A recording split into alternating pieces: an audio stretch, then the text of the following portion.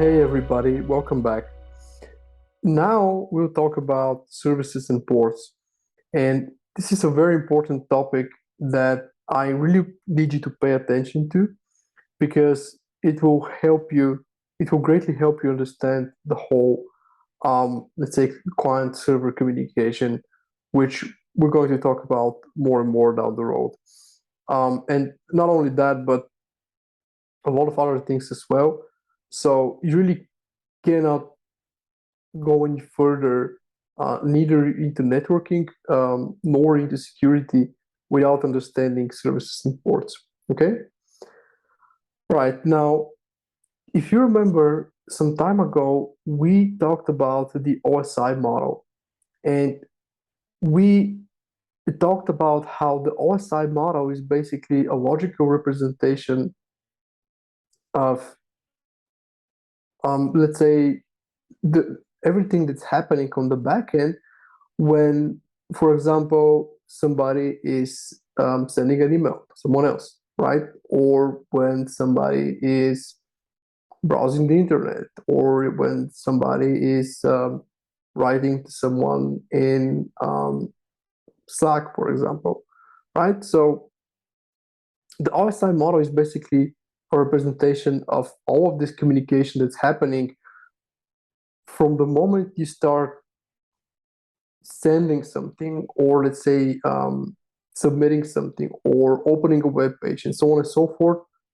all the way through all of the layers, down to the physical layer, which is where the cables and the Wi-Fi and all of that is, and then on the other hand, on the other end, it's going all the way up until it reaches the application layer again. So I'm just trying to give you some hints in order for you to remember what we talked about regarding OSI. We're not going to explain the whole thing from scratch right now. But if you still don't think you don't understand it, please go back to the lesson on OSI and see what when we discussed how it compares to the TCP/IP model, what were the differences, how many layers were in the other model, which layers they what was the mapping between the layers of the two models, and so on and so forth. Okay, so today we'll focus more on the transport layer.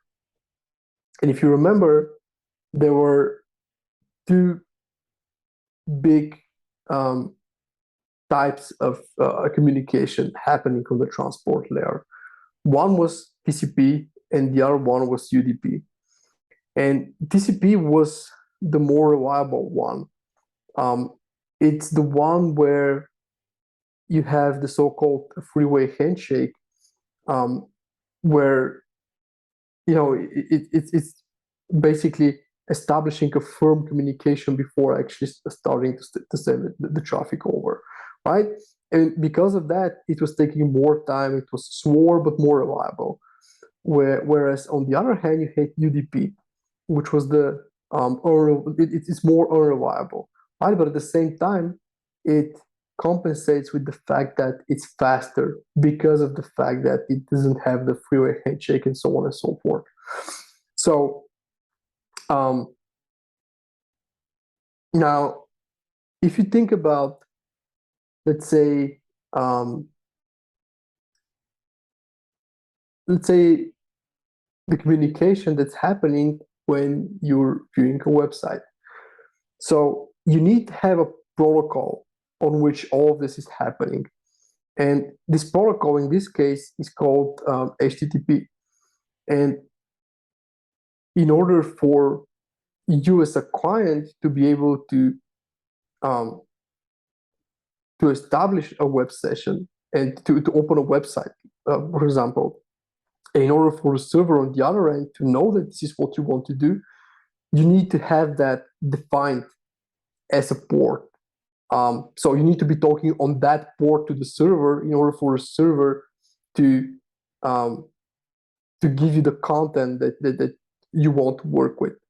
So in this case, again, it would be either TCP or UDP. In this case, it would be TCP, but it will also be coded in a way that you will have a precise port number on which this communication is happening. And in the case of HTTP, it would be port 80. And the same goes with all of the other services that you can think of. On layer 4, you will have a port on which the communication is happening. So let's switch gears for a moment and think about that from the security perspective. What's the benefit of having ports? Well, first and foremost, this way you have the ability to limit what goes in and out of your network, because it's one thing to limit or to restrict traffic based on IP addresses. No, it's fine. You can say, okay, I only want to have outbound communication towards this IP address, which is the IP address of the web server that I want to access. But then this is not granular enough because it would not restrict the traffic based on type, right? And you might have somebody, let's say, making a malicious connection with the same server, a threat actor or a criminal, or basically somebody who has malicious intentions. So they might establish a session with you as the client with the same server, but not on port 80, but on another port. And if you only limited the communication with this server based on IP address, then you wouldn't even know about this, okay? So it's one thing to have IP addresses and block and permit based on IP, but it's a whole other thing to also add to that port numbers. So this is where you have the so-called IP to port mapping, and this is basically the simplest way in which the most basic firewall would work. It would basically limit the traffic based just on that an IP address and a port number. So, for example, you might say, okay, I want outbound traffic to be possible only towards this web server that I want to access, and only on port 80, because this is the only port that I need to be talking to in order to achieve what I want to achieve. And the same goes for inbound communication as well. You restrict based on the criteria that you have already defined. Okay, now, and this is very important, and you need to know this no matter what. You need to know the free port ranges that are out there. So first of all, you have the so-called well-known ports, and the well-known ports are in the range of 0 to 1023. And these ports are basically used for system services that a lot of which you're already familiar with, or some of them, but probably a lot of them. So if you remember, we've already talked about HTTP, and HTTP is here. We also talked about, if you remember, some time ago we discussed DNS, right? And DNS was the service which allows you to translate, for example, domain names to IP addresses, or the other way around. So DNS is also here. It's also working on a well-known port. Registered ports are a port range that has, so it starts from 1024 and goes all the way up to 49,151. So these are ports that, for example, organizations have acquired for themselves, and which they are using for their own purposes. And we're going to give an example about that as well in a moment. Ephemeral ports are in the range of 49,152 all the way up to 65,535. And if you're wondering, yes, you do need to know this. And for example, if you go to an exam, you might have a question which is about whether this port belongs to this port range and so on and so forth. And ephemeral ports, think of them as if you're thinking about private IP addresses, right? We talked about private IP addresses before. So ephemeral ports are just that. So they're dynamic ports. They don't have strict assignments. So they could be used for pretty much anything that an application might have a need to use. Okay. Except for these ranges, you also need to know by heart on which port the most popular services are working. And we're going to give a few examples right now.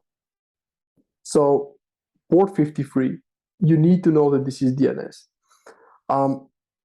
It does matter whether we're talking about TCP or UDP because, for example, with DNS, TCP traffic is used for one thing. UDP traffic is used for another thing on port 53. You have things like zone transfers and requests and so on and so forth. But for now, just remember that DNS works on port 53. You need to know this. You need to remember this. Another one is port 80, which we've already mentioned a few times. This is HTTP. This is basically you opening a website. This is HTTP traffic on port 80. And it's TCP for pretty much self-explanatory reasons, but it's more important to remember that it's port 80. Port 443 is HTTPS, which is the secure version of HTTP. This is basically when you're talking to a web server, but you're talking to it in a secure manner. And this web server has a certificate, and the traffic is encrypted end-to-end. Okay, so this is HTTPS. Then you have, so this here is an example of what we talked about regarding registered ports. So for example, port 1119 is registered for Battle.net. And for those of you who are gamers, you do know what Battle.net is. And this is the port which is used for different purposes within Battle.net. One of them is as a chat protocol. One of them is for the chat protocol to work on this port. So you have a lot of other ones in this list of registered ports that you can look up. By the way, what you could do, and I strongly advise doing this, pull up let's say the Wikipedia. There's a Wikipedia article on TCP and UDP port numbers. I mean, you can use whatever you want as reference, but because it's all the same everywhere. But for example, you could use Wikipedia, right? Just open the article on TCP and UDP port numbers and just start scrolling through it, and you'll definitely find other ports that you're aware of, or more like services that you're aware of, and you're going to find out on which ports they're working. Okay. Thank you, and I'll talk to you in the next one.